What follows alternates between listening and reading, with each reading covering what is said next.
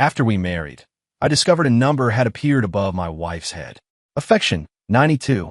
I was afraid of losing her, so I swallowed my pride and carefully tried to maintain it. The number kept dropping day by day, but I still didn't give up. But in the end, she still left me and our daughter and went abroad with her childhood friend. 6 months later, we ran into each other. There was a glowing number 0 above her head. She grabbed my coat as if possessed. "Husband, I won't divorce you. I'm not leaving." I push her hand away. It's not that I don't want to save her, but the lower her affection for me, the higher my luck stat. Now she is useless to me. 5 years ago, while on my honeymoon with my wife Sophia Taylor, we passed by a dilapidated temple. I casually placed a piece of chocolate in front of a peeling, unattended statue. From that day on, a number appeared above my wife Sophia Taylor's head. A line of golden characters hovered over her. Favorability, 92. I thought something was wrong with my eyes, but no matter how many times I rubbed them, the number stayed firmly above her head like a projection. I didn't dare ask her, nor tell anyone. I'd always doted on her.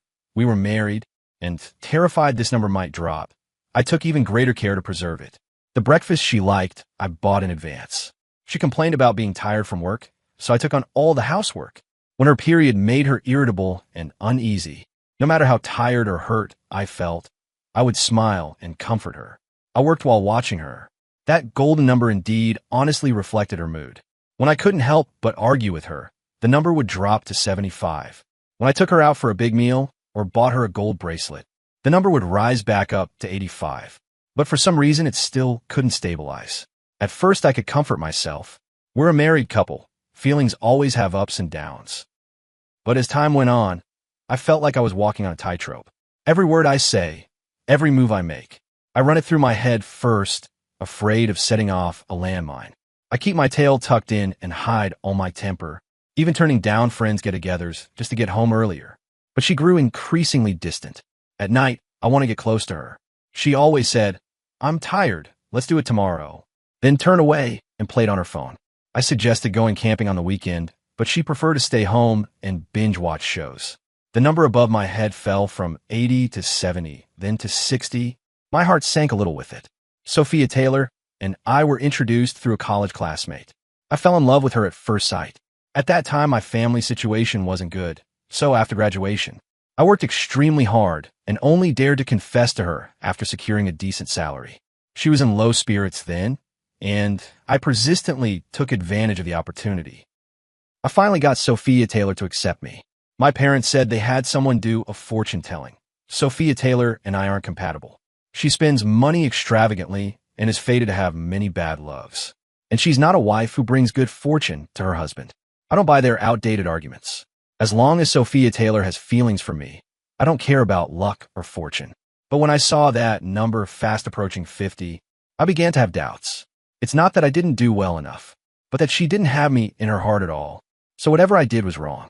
Last year on her birthday, I used my year-end bonus to book plane tickets to the Maldives. And I also bought that crocodile skin handbag she'd been nagging about for a long time.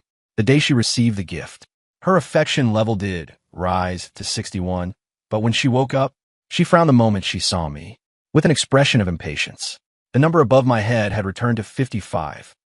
Since then, I began to be afraid to go home, afraid of falling into my wife's emotional black hole. Every time the number drops a bit, I feel a jolt in my chest. These past few days have been even more terrifying. That line of gold characters actually faintly started to glow green. Out of man's instinct, I couldn't help but sneak a look at her phone while she was showering. She had pinned a man at the top of her chats, labeled Alex, although the messages were just everyday small talk.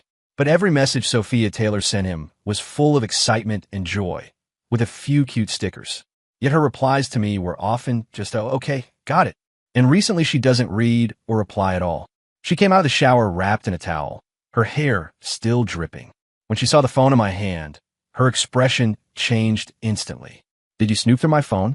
Her voice held a note of resistance. I did not deny it. She sneered once and reached out to snatch the phone. "Alex is just a classmate from high school. There's nothing between us." "Ethan Johnson, don't go slapping labels on me. Who exactly is accusing whom?" I looked at the fragrant, dazzlingly pale Sophia Taylor, took a deep breath, and decided to test her. No matter how stubborn a woman is with her words, her body will not lie. I walked over, wrapped my arms around her, and spoke as gently as before. I'm sorry, it's my fault. I trust you. The child is asleep. I'll blow dry your hair for you. But she froze as if someone had struck an acupuncture point, then shoved me away forcefully. Don't touch me. I just finished showering and I don't want to wash again. I froze, my hand still hanging in midair. The steam in the bathroom gradually dissipated, and her expression turned cold. The number above my head suddenly dropped below 50, turning into 49. She already hated me very much. That night, I sat alone on the balcony smoking. I just want to see my daughter. Lily Johnson was sleeping soundly in the small room. Thinking back now, it seems that from the moment my daughter Lily Johnson was born, Sophia Taylor's number on her head almost never climbed back to 60. She also always compared our daughter Lily Johnson to other children. She thought her daughter looked like me, had my personality, both ugly and stubborn, as if resembling me was something shameful. The clock in the living room ticked, as if counting me down. The phone screen lit up, a WeChat message from Sophia Taylor. Tomorrow I'm taking annual leave and going back to my parents for a few days. Cold and robotic, not even any punctuation. She's right there in the bedroom. But she was too lazy even to say a single word to me. I stubbed out my cigarette and stood up. Just then, a very faint notification sound rang in my ear. Detected, your wife's affection value has dropped below 50. The coy luck trait will begin to awaken immediately. Rule: each time the wife's affection decreases by 1 point, the host's luck value doubles. What the hell? My name is Ethan Johnson, but I've never been a good luck charm. I thought I was hearing things. But the next second my phone rang. It was the owner of the lottery shop at the neighborhood entrance calling. Hello, Ethan Johnson. You need to check the quick pick ticket you bought yesterday. It won second prize. The payout is $200,000. I hurriedly pulled the still unwashed pants out of the washing machine, smoothed out the crumpled lottery ticket, stared at the numbers on my phone over and over. It really hit. The next day, I took my daughter Lily Johnson to kindergarten as usual, then back to the company as a wage slave. If I remember correctly, today they were supposed to announce the layoff list. The strange thing was that my name wasn't on it. At first I still felt a pang of worry, because I don't belong to a core technical position. In previous years, I stayed at the company mainly because my willingness to work hard made me cost-effective. After the company's performance worsened, I might be laid off. HR approached me and said a client with a large order specifically requested to keep dealing with me, implying not only that I wouldn't be laid off, but that my commission rate would be increased. That strange alert sound wasn't an auditory hallucination of mine. My luck really had suddenly turned for the better. I used to never win lotteries worth more than $20. On my way home from work, I bought my daughter Lily Johnson the Elsa Princess cake she had always wanted. After I redeem the prize, I'll take her to Disneyland and take my parents hiking up Huangshan. Some things really did change without me noticing. I actually never thought of Sophia Taylor. Unconsciously, I had placed Sophia Taylor after my daughter Lily Johnson and my parents. At that moment, I suddenly received a message from the teacher. Is this Lily Johnson's dad? The child just said her stomach was bloated. I called her mother, and she has already come to pick her up. Please keep an eye on her. There's been a lot of rotavirus lately. What? Sophia Taylor picked Lily up? Her parents' home is 300 kilometers away. Did she fly? I practically ran out of the office at full speed. Didn't even wait for the elevator, just bolted down the stairs. I called Sophia Taylor. It rang for a long time with no answer. I quickly grabbed a cab and headed straight for the hospital I usually go to. But there was no sign of the mother and daughter at the entrance to the pediatric department. The call finally went through, and their daughter Lily Johnson's crying came through the line. Wife, which hospital are you at?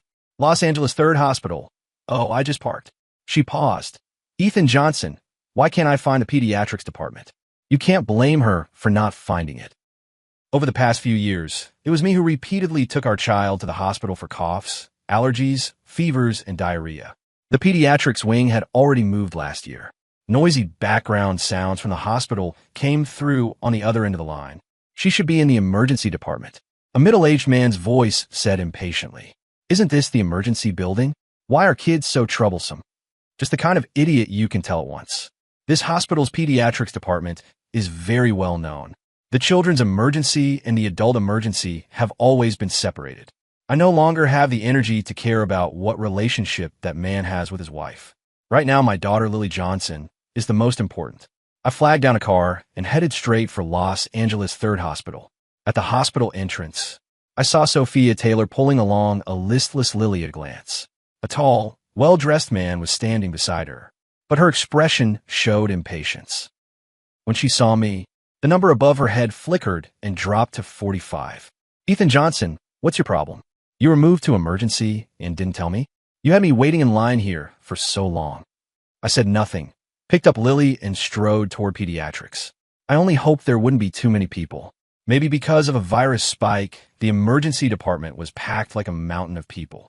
Each child seemed to come with at least 3 anxious adults. Crying and wailing filled the air. As it happened, I had just finished scanning the code and taken a number when 2 additional doctors arrived to reinforce us, and a temporary clinic was opened. So the child didn't have to wait long. Seeing the report, and after hearing the doctor's explanation, I was absolutely furious. Lily's abdominal bloating and pain were actually due to constipation.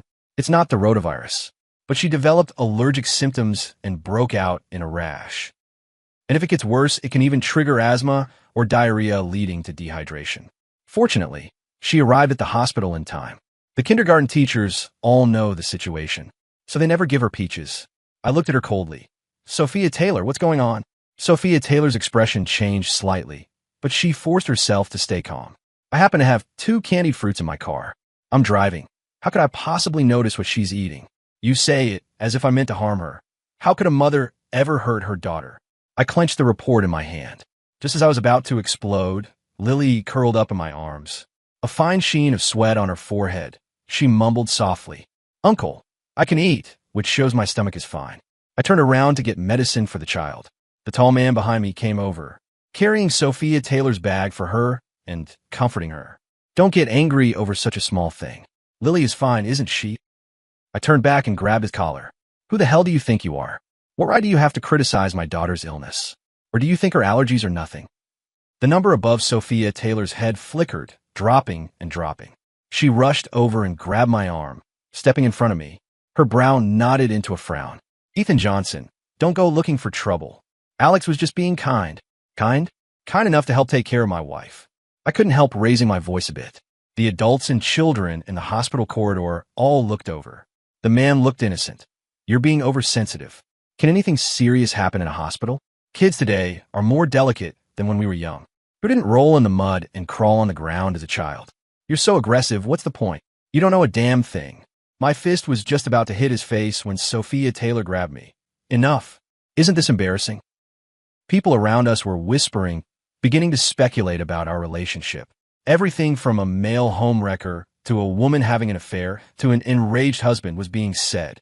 Sophia Taylor's face flushed bright red. Ethan Johnson, what I hate most about you is how paranoid you are. I stared as the number above her head had already dropped to 40. And that so-called coy system seemed to have forgotten to watch the show. Not a single notification sound had come. If it were really that capable, they deserved to be taught a lesson. Those sleeping dragons and hidden phoenixes. What's the point of a promotion, a raise, or winning the lottery if it's just for me? At that moment, Lily tugged my sleeve with tears in her eyes. Daddy, stop arguing. Teacher says arguing is bad. I lowered my head and rubbed her hair, then remembered I still hadn't picked up the medicine. I glanced once at the pair of sleeping dragon and phoenix, and had just turned around, when I heard a gasp rise up from the crowd. It turned out that the man called Alex clutched his chest and fell to the ground, his lips already turning bluish-purple. Ethan Johnson, don't go. I returned to him the words he had just said. This is the hospital. What could happen? He won't die. Sophia Taylor supported him, her eyes red. Ethan Johnson, hurry up and help. Alex is the most important person to me. I was so furious I laughed. The most important person, so what do Lily and I count as? I stood there watching her frantically calling for doctors and nurses, murmuring to herself, Alex is different. He helped me when I needed it most. Everyone was looking at us, as if watching a melodramatic soap. I took the medicine, picked up Lily, and turned to leave. The system, which had delayed for quite a while, finally spoke. Detected, your wife's affection value has fallen below 40. Host luck value continues to double. I couldn't be bothered to pay it any mind. The luckiest thing in the world. It was that my daughter was safe and sound. When I walked out of the hospital, my phone lit up. It was a rare, proactive WeChat message from Sophia Taylor. I'm not coming back today. You take care of Lily. I'm staying at the hospital with Alex for a while. His heart condition isn't good. I didn't reply at all. My daughter's health is more important than that white-clothed memory of hers. I was even too lazy to ask why she wasn't at her parents' home, but in Los Angeles. Her favorability rating has already fallen below 40. I no longer need to grovel and make concessions. If she's willing to play the part of the deeply affectionate one, then I'll just keep being a detached spectator.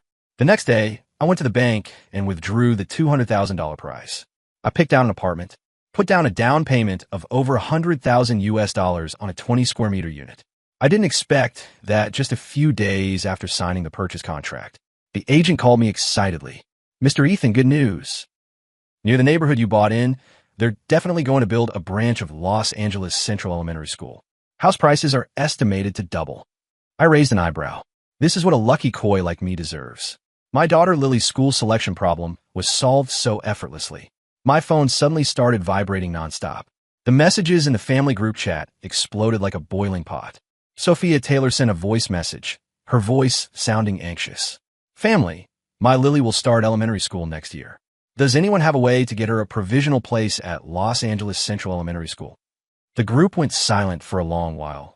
Only a few people replied one after another. "Sophia, they're being strict now. Getting in as a transfer student is hard. Our grandson is also assigned by district. Places at the top primary schools are too tight. You'd better prepare another plan in advance." I saw that the branch of the key primary school has small apartments with school spots, and the price isn't that high. Too late to get in. It's already doubled today. Sophia Taylor was clearly unhappy with these relatives' unhelpful answers, and sent another message. The relatives on Ethan Johnson's side have already been asked. They're all in the countryside and say they don't know anyone in the city, so there's nothing they can do. For matters this big, we end up having to beg and plead every day. I don't even know what use my marriage was. The moment those words came out, the chat went silent, as if everyone had disconnected. Because everyone knew I was also in the group. Would she marry me back then?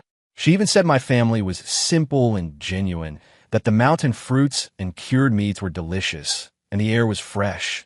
Every time she went back, her mood would improve. I didn't expect that in her heart she would think we were utterly useless. That night, Sophia Taylor came home and flung her bag onto the sofa, wearing the number 38 on his head.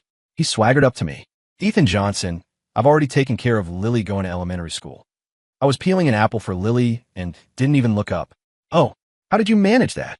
Alex used his connections to arrange a transfer. It's still the honors class, only $200,000. I asked several people. They all said you couldn't get it for less than $500,000. I looked up at her. "Is it reliable?" "Of course it's reliable." She rolled her eyes at me. "Do you think everyone is as incapable as you? This kind of thing still depends on connections." I didn't say anything more. I quietly cut the apple into pieces and handed them to Lily. "I don't have $200,000. If you're willing to give it, then give it. Just be more careful. There are still a lot of bad people in this world." She immediately blew up. "Ethan Johnson, if you want to call me stupid, just say it. No need to be fake about it. Do you think I can't tell whether it can be done or not? If anyone's the stupid one, it's me. The dumbest thing I ever did was be with you." The number above her head started flashing again. The system's voice sounded in my ear. "Favorability 3534, luck times 2. The next day, Sophia Taylor eagerly transferred $200,000 to the other party. But after just a few days, she angrily slammed her phone down on the table. "That person is a scammer." I had expected it, but still asked her what happened. I transferred the money and was told to wait for news. But within a few days, they couldn't be reached. She was so angry her face turned red. "It's all your fault." I was taken aback for a moment. "Blaming me again?" "Of course I'm blaming you." She pointed at my nose. "Ethan Johnson, if you had any ability, would I have gone to someone else for help? Now it's all gone, $200,000 down the drain." I looked at her, calm inside, but somewhat irritated. She kept babbling on. "You're the child's father. This sort of thing is your responsibility to figure out. Look at you. What else can you do besides housework? You can't even secure an elementary school spot." Lily was frightened and hid behind me, whispering, "Mom, don't be angry." I couldn't hold back either, and I threw the record of buying a school district apartment next to the branch school in front of her. "What else can you do besides calling me incompetent in the group and say my family are country bumpkins with no ability? How do you know I haven't tried to do something?" She paused, saw the purchase record, and got even angrier. "Are you out of your mind, Ethan Johnson? Why didn't you say anything about something this big? You made me lose $200,000 for nothing. Think you're so capable now, huh? We can't live like this. Divorce. She slammed the door and left. What a strange woman. She never communicates, never asked whether I had plans for the child, and just assumed I was incompetent. That way she could stand on the high ground and look down on me as she scolded me. Lily sniffled and sobbed quietly. I picked Lily up, patted her back, and comforted her softly. It's okay. Mom is just in a bad mood. Dad will always be here. The corners of my mouth curved up slightly. Some things can obviously be solved with money. I don't know why people keep begging others for them. As soon as you open your mouth, you make yourself look inferior to everyone else. In the following days, Sophia Taylor came back once. She took some seasonal clothes. I no longer paid attention to her emotional ups and downs, nor did I need to know the number above her head. When I bought scratch-off tickets and won one, and then inexplicably landed the 6th major corporate contract, I knew she was utterly disgusted with me. Sophia Taylor, just keep hating me. It's okay. I can handle whatever outrageous wealth comes my way. I took a few days off for my daughter Lily and took her to quite a few amusement parks. We ate at the best restaurants in Los Angeles. Lily really likes to eat at one of those Vietnamese restaurants. Dad, when you have money later, can you open a Vietnamese restaurant? Okay? I smiled and said, okay. As soon as I went out, I bought 5 double chromosphere lottery tickets to make Sophia Taylor dislike me even more. I called her more than a dozen times in a row, but she refused to answer. I sent messages on WeChat and tried video calling her again. Ask her when she plans to come back. Wife, I made your favorite, lean pork jajang noodles. I waited so long the noodles clumped. Wife, Lily said she misses you. Aren't you really going to come back to see her? Sure enough, in a fit of anger, she blocked me outright. I could no longer send any messages.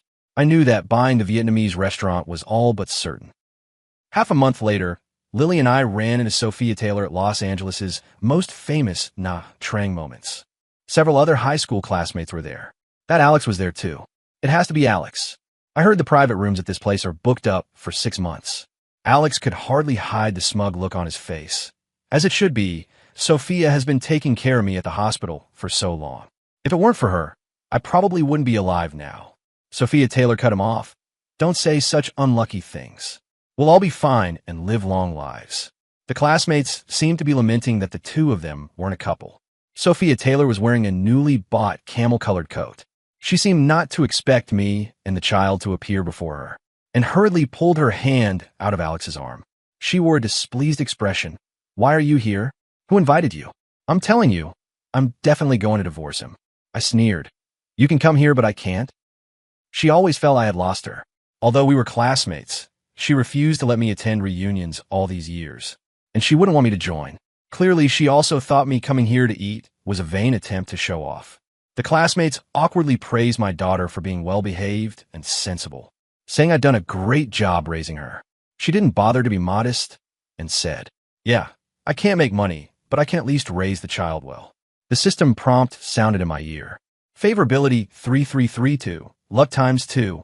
At that moment, a waiter came over and whispered a couple of words. I nodded, and, taking the child, was about to head for the front desk. Sophia Taylor grabbed Lily's hand. Sit at Mom's table and eat. Uncle Alex booked the most expensive set menu. Lily looked at me awkwardly and finally pulled her hand free from Sophia Taylor. Sophia Taylor was angry. You child, what good food can you eat following your father? With that salary of his, buying a school district house would probably have drained him dry. He'd be in agony even ordering the cheapest dishes here. I smiled and said nothing. They were just about to sit down when the lobby manager took out a temporarily closed sign and placed it at the restaurant door. Sorry, everyone, our place was randomly selected for a fire drill today, so we're temporarily closed. The lobby manager had barely finished speaking. Sophia Taylor jumped up like a cat whose tail had been stepped on, pointing at the window seats where Lily and I were sitting. Why didn't you drive them out? The lobby manager was taken aback for a moment, then immediately came over and bowed respectfully to me. Mr. Johnson, I'm very sorry. The fire drill was a last-minute notice. Sorry for disturbing you. We'll wait until you and the child finish eating before we begin. I nodded and said nothing.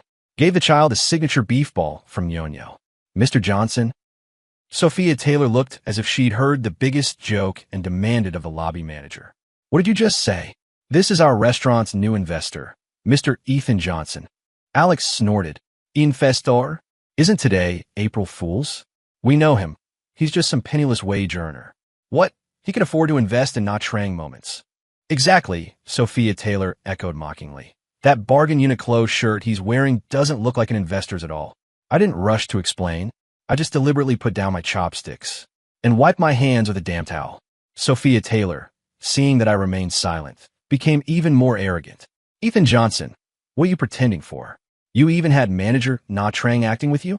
Just because I want a divorce, you're trying to make things miserable for me, right? She rushed up and grabbed my collar, the hem of the coat, knocking down a white porcelain plate. The sound of the plate shattering was particularly jarring in the dining room. I murmured, 3 imported bone china pieces, $1,500. Not enough to file a case. Alex reached out to grab the dish on my table. The red wine teetered on the edge. This bottle is $128,000 and can still appreciate. That's about enough. I had the manager take Lily into the office to watch cartoons, then slowly stood up. Sophia Taylor, you'd better think carefully about what you're doing. Doing what? Sophia Taylor sneered. Exposing you, you fraud. She raised her hand to slap me. I dodged. She stumbled. The red wine knocked to the floor by her. Red wine splashed all over me. I squinted, finally unable to bear it any longer. Enough. He pointed at the camera on the ceiling. You don't look like people short on money, so I won't make you buy new clothes. Please pay for the plates and the drinks, or I'll call the police. Sophia Taylor was stunned, clearly not believing I would actually call the police. Alex tried to act tough. Who are you trying to scare? What can the police do if they come? Even if we have to pay, it won't be to you. I smiled faintly, then turned to look at the lobby manager. Call the police, make a list of the things they damaged just now, and hand it all over to the officers. Ethan Johnson, will you stop pretending already? Sophia Taylor rushed over in a fury, but 2 security guards pinned her down on the table. She only then realized that she really was making a scene on my turf. The classmates around looked at one another. No one had expected things to develop to this point. Someone murmured quietly, I didn't expect Ethan Johnson to really be the boss. I said he looked different. Turns out he struck it rich. The clothes he's wearing have no logo, but you can tell they're not cheap. Her daughter's dress is the same style as a celebrity's. It must be at least $20,000. Alex's face went pale and then flushed. He wanted to explode, but didn't dare, so he could only glare at me fiercely. Finally, he went to the front desk, took out his wallet. How much for a few dishes and a bottle of wine? I'll pay Sophia back. I calmly pointed at the front desk. Please. The number above Sophia Taylor's head had dropped to just 15. My heart leapt with joy. I'm sure it won't take many days before my savings gain another digit. My mom even said she's not a woman who brings luck to her husband. I could clearly see that she was my lucky goddess. Alex walked to the front desk and visibly froze for a moment when he took the bill. He double-checked the numbers. He hesitated for a long time, but couldn't get the card to go through. I used to think Lily was attending school. He tried to act tough in the middle, but ended up screwing it up and getting slapped in the face. I heard he gave Sophia Taylor $100,000 all at once. Said it was to console her. His generosity at the time left Sophia Taylor completely moved. But now, another $100,000 in compensation made his face go black in an instant. Sophia, this is your husband's shop. You broke it. Shouldn't you be exempt from paying for it? His voice softened a few degrees. Sophia Taylor's expression changed instantly. Alex, what do you mean? Didn't you just say you'd pay? I thought it was only a few $1,000s. Isn't it? Sophia Taylor leaned in to take a look, froze as well, and pointed at my nose as she cursed. Fine, you bastard. You're trying to frame me, huh? Call the police. Do it right now. I'll file for divorce tomorrow. Don't get in my way. I looked at the numbers above her head. 15. Still not 0. That inexplicable rush of satisfaction in my chest made me laugh. I agree with calling the police. But divorce? Why should I have to listen to you? She was momentarily at a loss for words. I looked at her. You two, the supposed Wulong and Fengshu pair, always thought you were the most important to each other, right? Yet now, in his heart, you're worth less than a bottle of liquor or a few dishes. The classmates around them were silent, their gazes flicking back and forth between them. Sophia Taylor looked as if she had been slapped in public. Alex seemed reluctant to call the police and tried persuading quietly for a moment. But when that didn't work, he gritted his teeth and swiped his card. He grabbed Sophia and was about to leave. Sophia, don't listen to him stirring things up. You mean a lot to me. I watched this farce and suddenly felt bored. When she reached the door, she turned back and glared at me. There was nothing in that look but hatred. Before, I was terrified that the number would drop. Now, I'm terrified that the number will go up. My mood is more thrilling than trading stocks. A mechanical voice sounded in my ear. Favorability 1510, luck times 5. Temporary task triggered. Within 72 hours, reduce the target's favorability to below 10 to obtain the double lucky koi effect. I raised an eyebrow. This system sure likes to play games. Went home at night and put Lily to bed. Lying on the sofa, scrolling through the news, I accidentally opened a finance push notification. A well-known chain restaurant group is looking for new investment partners and preparing to enter the Southeast Asian market. I felt a stir in my heart and immediately contacted their person in charge. Unexpectedly, early the next morning, they replied to me, saying they were willing to fly to Los Angeles personally to meet with me. On the day of the meeting, when they saw the financial report of Trang moments, decisively, Mr. Johnson will cooperate. The system's prompt tone sounded one after another. Lucky event triggered. Investment accurate. Reward. Additional 15% equity. I couldn't help but laugh. Sophia Taylor. Sophia Taylor, without your heartlessness. How would I have what I have today? But if I want her favor to drop below 10, I really do need to think a bit more. The opportunity came quickly. That mother-in-law who always thought I was incompetent, Mrs. Taylor, was hospitalized. 3 days later, Sophia Taylor returned to Trang moments. This is the first time she reached out to me since blocking me. Ethan Johnson, I have an emergency and need you. Her voice was urgent with a restrained sob. I leaned against my desk and said calmly, have you come to your senses? Are you coming back to continue living with me? No, she gritted out. My mother was hit by a car and needs a femoral head transplant surgery. We urgently need a sum of money. Could you lend it to me first? I almost burst out laughing. What about Alex? He's doing well, has money, lots of connections and capability. Why is she still asking me for money? She was silent for a moment. His cash flow is all tied up in projects right now. With everything going on, why are you still needlessly jealous? He and I are really just close friends. A system voice sounded in my ear. Temporary task triggered. Refuse to lend money. Target's favorability will decrease by 3 points. I suppressed my excitement and spread my hands. Sorry, no. She stopped pretending. Ethan Johnson, I'm telling you, half of every penny you hide from me is mine, and you have an obligation to support my mom. Right, but both my mother-in-law and you think I'm useless. Her voice finally softened. Ethan Johnson, I'm begging you. I'll owe you this time. I pretended to hesitate, but I really can't come up with that much. Her gaze dimmed. System prompt. Favorability 1512. Jeanly Grand gift pack issued. Received 1. Business intelligence. An international restaurant brand is about to exit the U.S. market, its core supply chain being transferred at a low price. Pies don't fall from the sky, but my wife can make pizzas fall from the sky. Ethan Johnson. Sophia Taylor's voice rang out again, choking with tears. Are you going to lend it or not? I said coolly, no. Figure out yourself. After she left, I sent that piece of business intelligence to my investment advisor. In less than half an hour, the advisor replied with 4 characters. Guaranteed profit. The smile at the corner of my mouth grew wider and wider. Sophia Taylor. Oh, Sophia Taylor, do you know? Every time you show disgust for me, you're pushing me to a higher place. But no matter what, that number is stuck at 11, as if it were welded to the top of her head. No matter what, it wouldn't go down. I knew she still had hope for me. I frowned. It seemed I needed to try another approach. That afternoon, I called Emma Taylor, Sophia Taylor's cousin. Emma, are you free? Emma Taylor was taken aback. What do you mean by this? I want you to try to persuade Sophia for me. She keeps wanting to divorce me.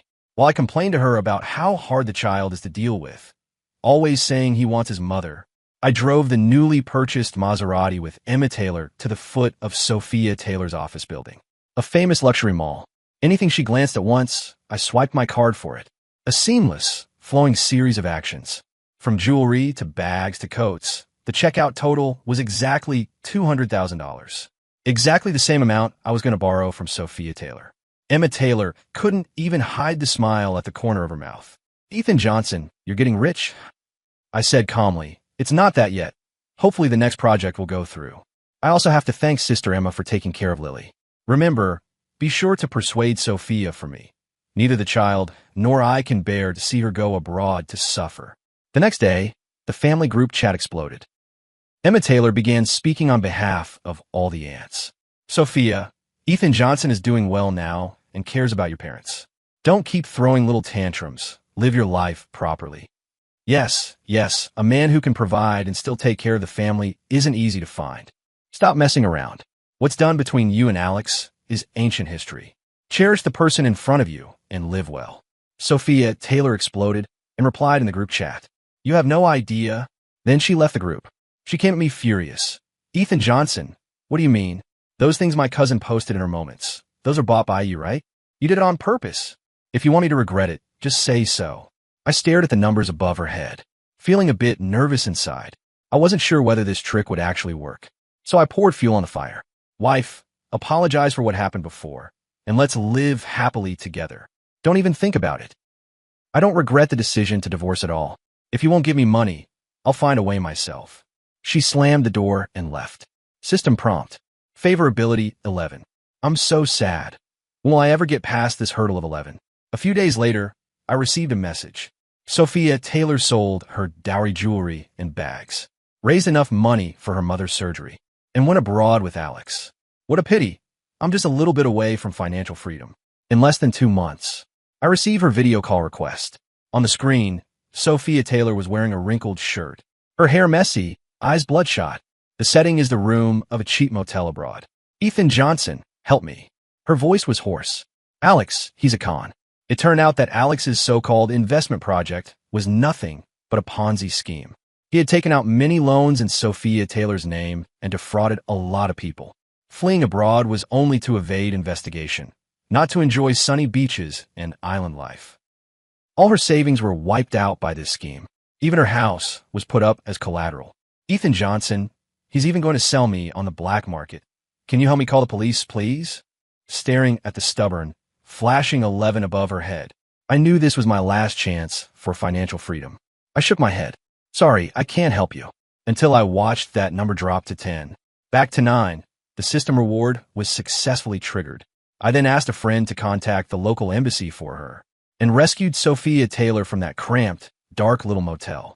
Alex was also successfully apprehended by the police, and Sophia Taylor became the accomplice burdened with huge debts. She tried to ask friends for help, but found that everyone was avoiding her. She went insane.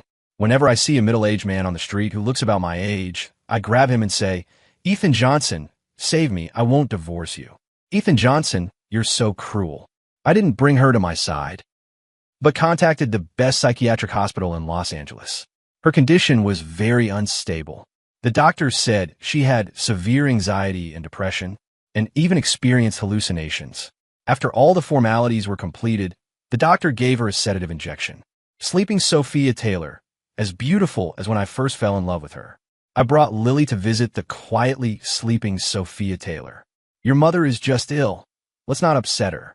Be patient and wait for her to get better. We moved to another city. On the balcony of our new home, Lily always sets out a small stool, on which she places the painting she made. A woman with a ponytail holding a little girl's hand. She asked me, Dad, will Mom be okay? I crouched down and patted her head. Soon, Lily blinked and said softly, although Mom says I'm ugly, says I'm stupid, which isn't nice, I really miss her. It felt as if my heart had been pricked by a needle.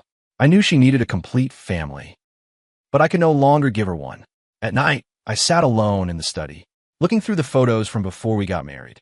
In the photos, Sophia Taylor's eyes are soft, and she smiles gently. Back then we were poor, but content, and the number above her head was probably still 92. I still can't tell Lily what I'm really thinking. An incompetent mother is worse than no mother at all. But no matter what, life must still move forward. At least Lily and I still have hope in our lives.